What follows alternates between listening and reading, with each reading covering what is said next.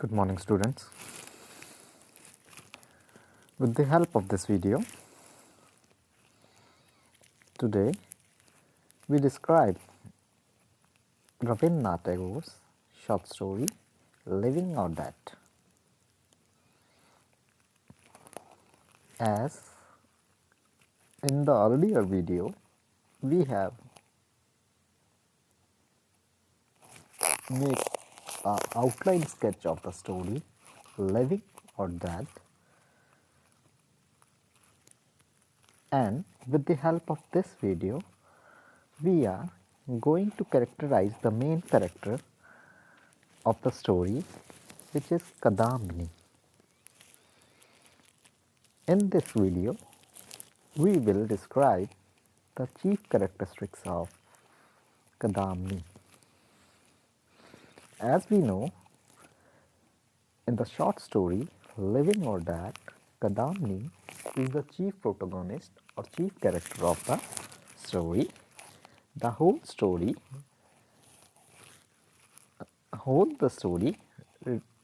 and the characters are connected and affected with the role of Kadamini, and we find that the Kadamini, the protagonist of the story, plays the chief and important role in this story.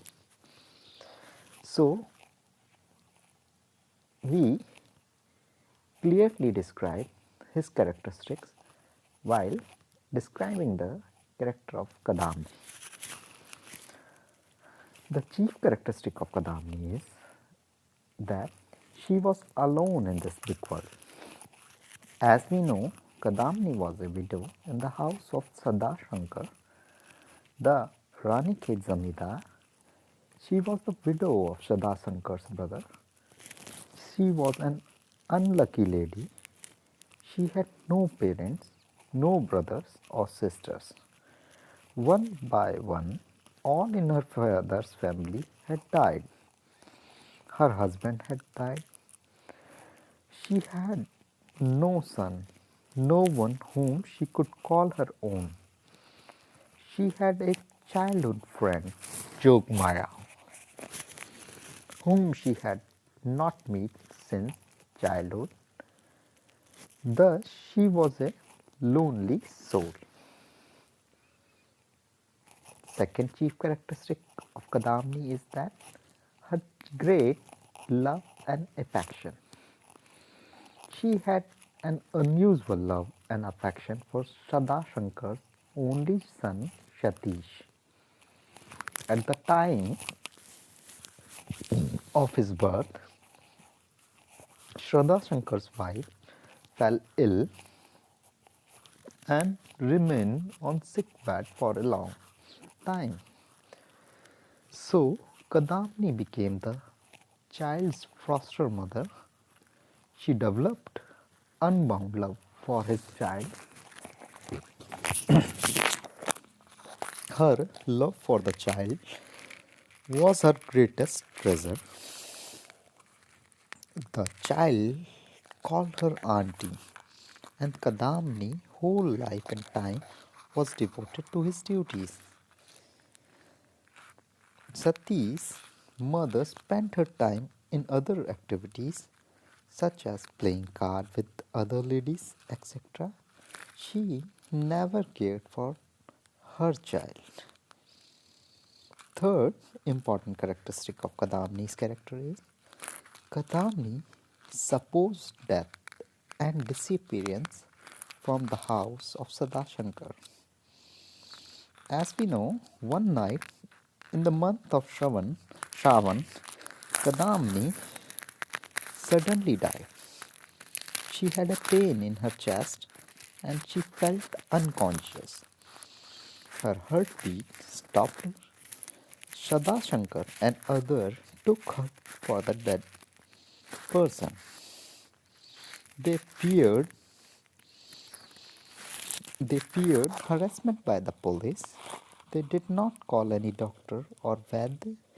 They sent her supposedly dead body to the cremation ground with 4 Brahmins servants and ordered them to burn the body at once without any formal rites of of cremation. The cremation ground was quite far away.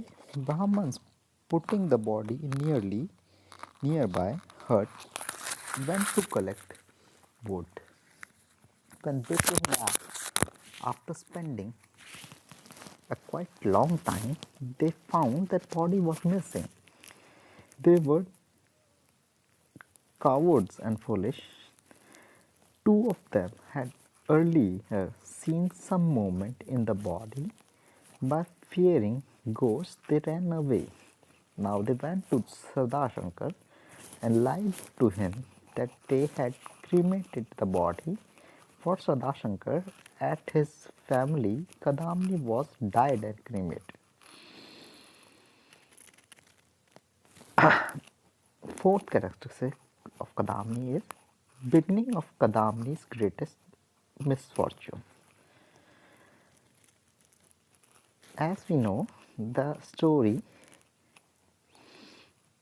Kadamni's misfortunes began with as she was declared dead when she was alive, but she was physically alive.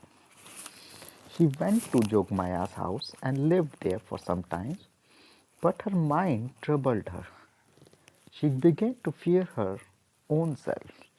She was dead. She thought that she was yet alive. She had to leave Jogmaya's house. She had now where to go. Her love for the child of Sadashankar was true. In her absence, the child has been incessantly ill and remembered none but his aunt Kadamni.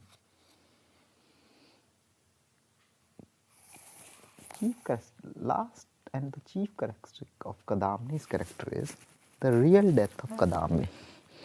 To prove that she was alive and not dead, Kadamni plunged into the well in the house and died. She proved that she was not a ghost but a real Kadamni. She had to die to prove that she was alive and not a ghostly creature. Analyzing the incident of Kadamni life, we find that Kadamni, who was a very loving person, failed to get love from any quarter. She did not get parental love. She failed to get her love, her friend. She failed to get love in her father-in-law's house. Her husband died early. She had no son, but she had unbounded love of a mother, a friend, and a relative. But she got no response from any side. Even the child had to ask her to go when she saw that his mother and others were afraid of her. Even her existence was not accepted. She was taken as a ghost. So she died, and in her death, she proved that she was alive and not dead. Kadamni's character and the tragedy of her life make a permanent impression on the reader's mind. We curse our society for being cruel to women, especially widows who are helpless. We forget that they are also human beings and have all the carving of hurt and life. When Kadamni had to leave Jogmaya's house, she came to her father-in-law's house. When she entered the house with the covered face, she found Sadashankar's wife playing cards with her widowed sister. The child was sick and was sleeping alone without being looked after properly. Her filial love awoke and she couldn't resist herself in embracing the child. The child was thirsty and she offered him a glass of water. The child was happy to see his auntie return back, but it was not the fate of Kadamni to see happiness. The people of the house thought her to be a ghost. She realized that her real physical end was the only solution, but before it, she decided to prove that she was living. She took a brass pot and stuck against it her head. Blood stripped out of the wound. Then, in a frenzy, she rushed towards Janana well and jumped into it and ended her life. Hence, Kadambini represents the widowed life in the Bengal. She is affectionate, charming, sensible, yet she is cursed because she is a widow.